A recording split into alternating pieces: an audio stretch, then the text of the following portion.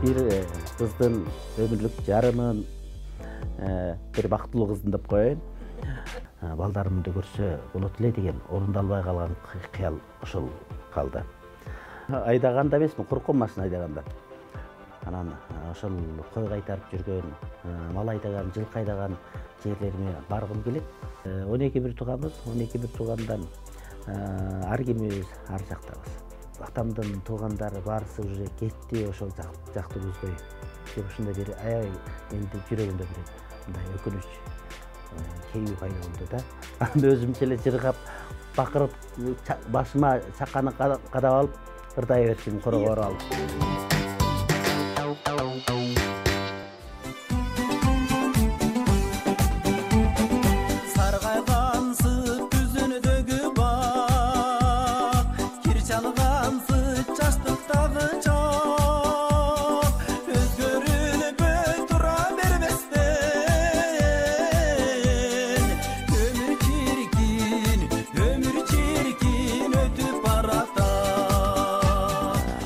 Алайдын Ала тоосун мекендеп ошол жерде таза абасын, тунук суусун ичип чоңойгон инсанмын деп айтылуу.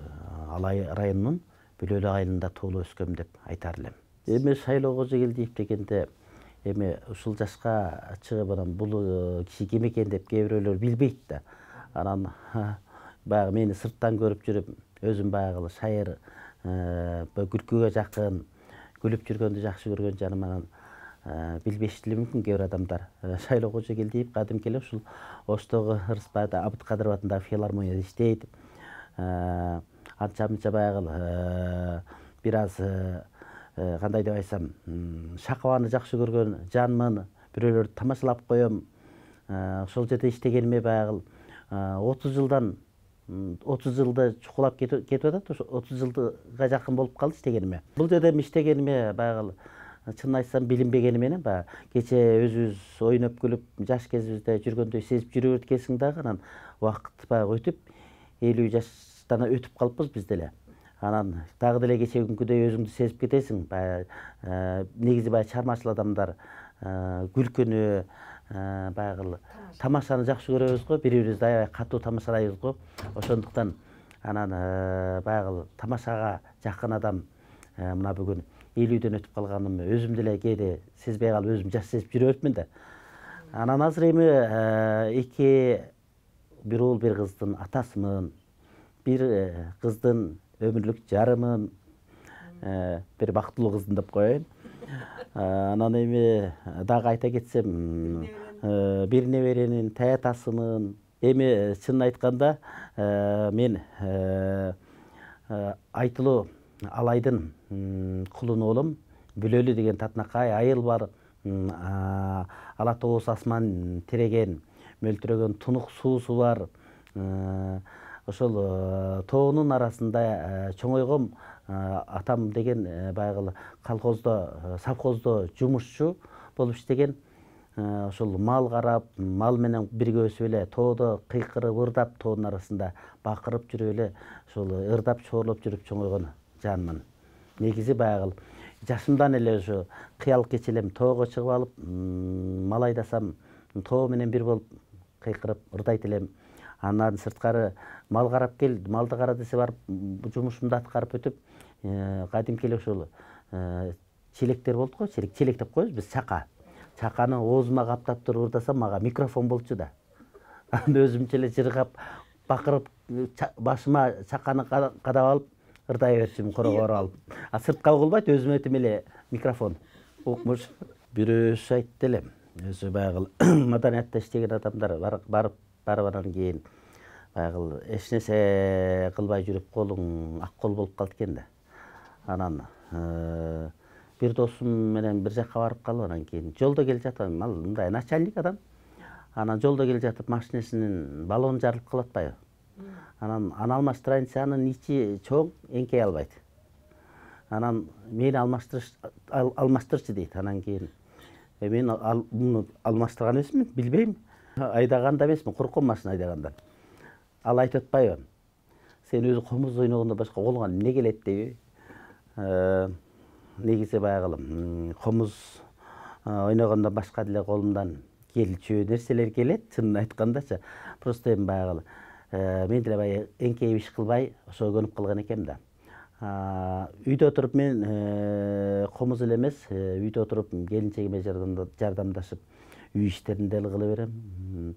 Анча-мынча кичине бекер отурбай өзүмө эрмек болсун деп бир-эки короого кой киргизип алам, аны кайтарам, анын чөбүн салам, жемин салам дегендей, астын тазалайм. Ошентип тоокторубуз бар, аларга жем чачып, алардын ушул шартын түзүп, өзүмчө кыймылдап баягы тирликке башоту менен кирип кете берем.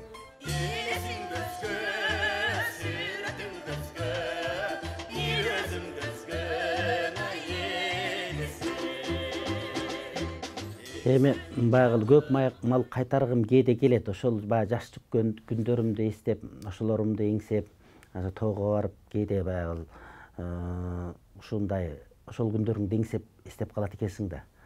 Анан ошол кой кайтарып жүргөн, мал айдаган, жылкы айдаган жерлериме баргым келет. Бирок эми баягы турмуш деген ушундай нерсе экен. Акыл жетет, ал жетпейт болуп калат экен убактың өткөндөн кийин. Убактың жок болуп калат экен. Турмуш менен алпурушуп жүрүп, баягы ошол нерселердин баарысынан алыстап кетет экенбиз. Биз өзүбүз 12 бир тууганбыз. Ошол 12 бир туугандын мен 7-чисимин да. Тире кеткенде өзүбүздүн турмушубуз менен кетип калат экенсиң. Бул эми жашоонун мыйзамы ошондой турбайбы? Ошол негизи эле ошол жаш кезимде ишке жумушка жок болчумун. Анан мал карасам деле баягы жеңил жумуштарды аткарат элем да. Анан агалар мурушуп калчу. Сен эч нерсе кыла албайсың, кандай тирлик кыласың депчи. Азыр балакетте эле тирлик кылып калдым го. Кылат экем көрсө. Алиги кыргызда бир жакшы сөз бар го, башка түшсө байтал жорго деп коет го. Ошол сыңары башыбызга келгенде ар бирөөбүз баягы турмушубузду алып кетет экенбиз. Кээде концерттерден барып калсам дагы эртең менен 6-7-де кадимкидей ойгонуп, эшиктин астын чыпырып коем, кээде баягы тооктор булгап койсо, кээде ошо барып туруп мал калимдин чөбүн салам. Ошол мен өзүм туруп алып баардык нерсени жасап алып турам. Керек болсо балдарымды ошондон кийин ойготом. Анан алар ойгонбой койсо комузум колго алып анан ырдап киришем. Анан турушат. Кандай күйөөмүн аны өзү деле айтар. Бирок мен немеме караганда, байкоома караганда жеңеңер бактылуу. Анча-мынча жеңеңер кылбаган нерсени өзүм кылып коем. Бактылуу эле. Тамак ашын кылып коем. Анча-мынча ал жокто идиш аягын деле жууп коем, тазалап. Бул эмне өзүбүздүн турмушка керектүү нерсенин баарысын жасай берет экенбиз да. Кээде ошол ишти кылып койсоң, ошого деле сөөнүп калат аял кишичи. Митам хитр келесиңер го. Анан ошол мезгилде кээде кылбай коем да, сүйлөнүп кала коем анан. Милдет кылбачы деп койду. Милдет кылбаганды өзүң билбейсиңби деген ответти айтам. Негизи бирок капа болгондо баягы узакка неме кек сактай албайм, бирок ичимден капа болуп жүрө берем узакка чейин. Сыртыман билдирбейм ал нерсеничи. Балдарың чоңоюп, кыздарың турмушка берип, неберелүү болгондон кийин адам сөзсүз түрдө бир ойлор пайда болот экен да. Негизи эле жаш өткөндө. Неужели мен жаштыгым өтүп кетти? Мен кечеге балалыгым ушинтип, баягы ушул балалык күндөрүн эстеп, ошол күндөрүмдү ошол жер баскан турган жерлериме бир барып келсем деген эңсөөлөр болот экен да.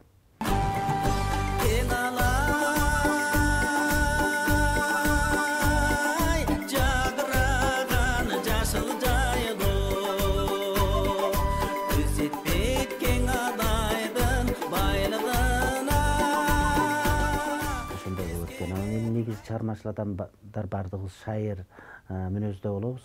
Анан кээ бир баягыдай эле күлүп жайнап, баягыдай күлкү шаң менен жүрөйүн дейсиң да, баягы коомдо баягы сен аркаңда жаштар өсүп келе жатат да. Анан балдарыңдын достору, кыздарыңдын достору чоңоюп калат экен. Анан ошолор көрүп калбасын, бул эмне болуп калган, алжып калганбы, аяшатам дебесин деп ошолорду эстеп, бир аз селт этип анан кийин өзүңдү мындай токтотуп калат экенсиң да. Анан жашың өткөн сайын баягы неужели жаштыгым кайрылбайт дейсиң, анан баягы өткөн кеткен күндөрүң көбүрөөк эсиңе түшүп, анан эми катар анча мынча адамдардын катары кемейип, баягы сени көрүп жүргөн, сени ата энең менен кошо жүргөн, керек болсо даже сени менен кошо жүргөн адамдардын арасы кемейгенде баягы чынын айтканда бир жагы ыйлагың келип, экинчи жагы баягы жаштыгым өтүп кетти да, эртең жок бүрсү күнү биз деле жашыбыз өткөндө ушул нерсеге баш ийет экенбиз да деген ушундай толгонуулар пайда болот экен да. Жаштык кез, мастык кез деп жаш кезиңде баягы курч мезгилиң болот экен дагы, оозуңа сөз келсе, оозуңа сөз келсе, ошол нерсени тайманбай айтып салат экенсиң. Немеде жашың өткөндөн кийин бул сөзүм туурабы, туура эмеспи деген нерселерди карап туруп сүйлөп калат экенсиң да. Анан эми кээде баягы жашоо деген жашоо да. Үй бүлөңдө кээде сенин оюңдагыны бирөө жасабай калышы мүмкүн, же балдарың, же келинчегиң, сенин оюң алардын оюна төп келбей калышы мүмкүн. Алар өздөрүнүн оюндагысын жасагысы келет экен. Бирок ошол нерседе айткан нерсеңди кээде баягы түшүнбөй баратсаң, өзүңчү да бир кейип калат экенсиң. Таңгы ушулар билбей атышат, мен айтканымды жасабай атышат. Эртең ушуну өкүнөт, мен ушулар үчүн жасап атам, ушулар үчүн аракет кылып атам деген нерселерди ойлоп, анан өзүңчө сыртыңан кейисең деле пайдасы жок, анан ичиңден өкүнүп кала берет экенсиң. Урушканда урушам мен деле балдарымды, бирок өтө катуу эмесмин. Урушуп алып аркасынан өкүнөм. Кызым мага жакын, балам апасына жакыныраак. Анан кээде туруп баягы бир нерсени айтсаң, балдарың жасап койсо кубанып калат экенсиң.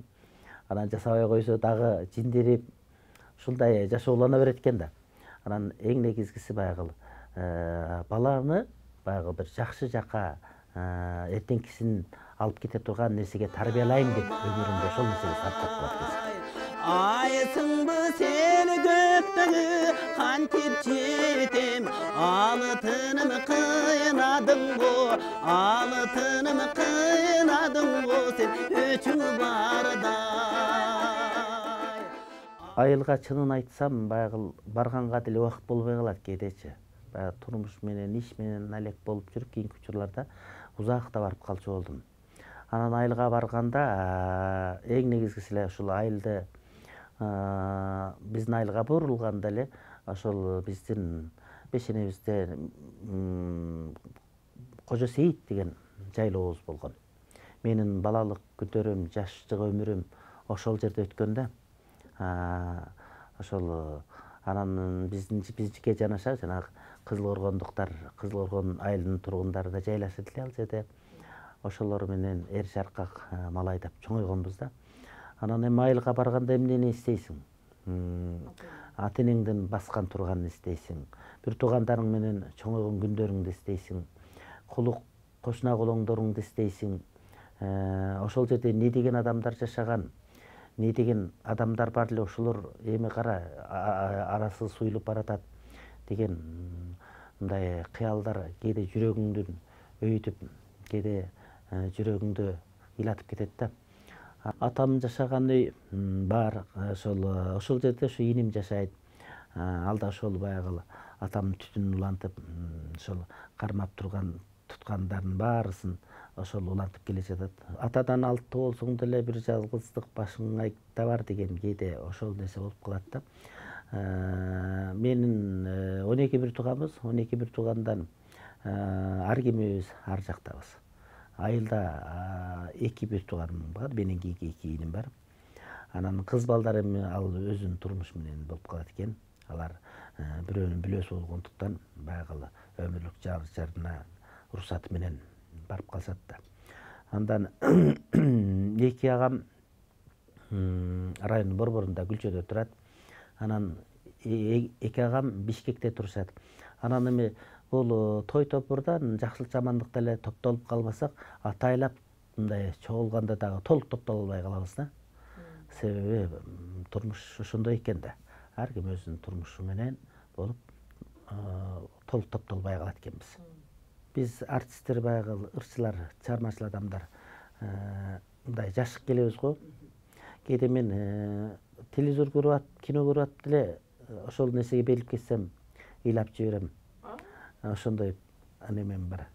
Анан ошол акыркы учурда ыйлаганым былтыр ошол жай мезгилинде атам бир тууган иниси өттү.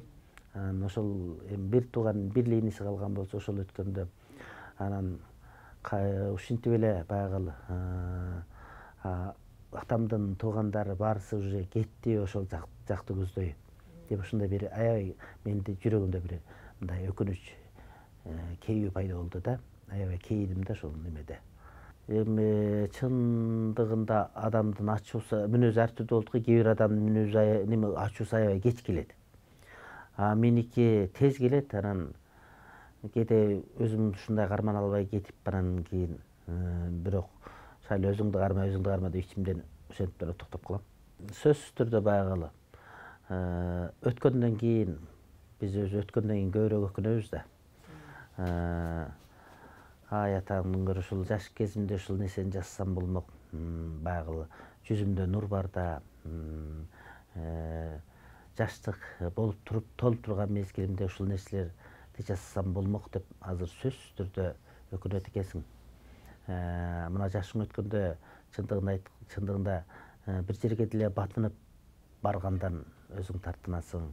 Экинчи жагы баягы сенин жашың деле ошол жерлерге туура болбой калат экен. Анан ошолорду ойлоп кейде анан ушул жаш кезимде ушундай нерселерди жасап койсом болмок деп өкүнүп калат экенсиң. Мисалы үчүн врачтар өзүнүн чыгармачылыгын өркүндөтөт. Архитекторлор алар өздөрүнүкү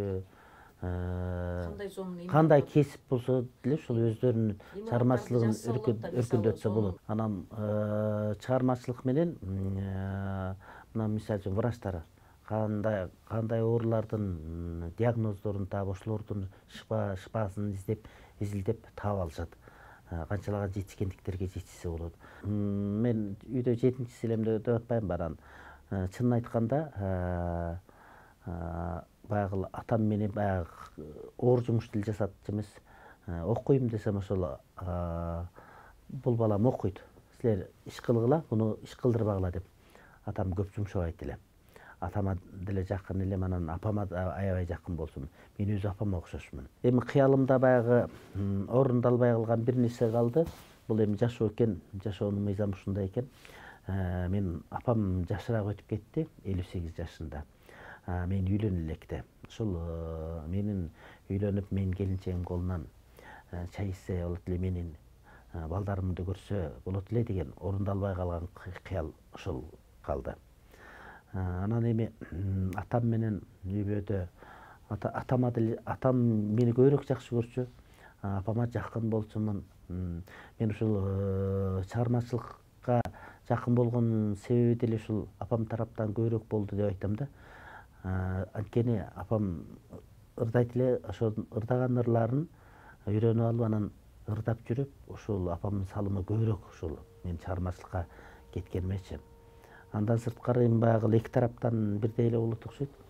Мен атам баягы анча-мынчаны баягындай коодулданып сүйлөгөн, анча-мынчаны астына салбагандай сөзгө чечен киши болгон.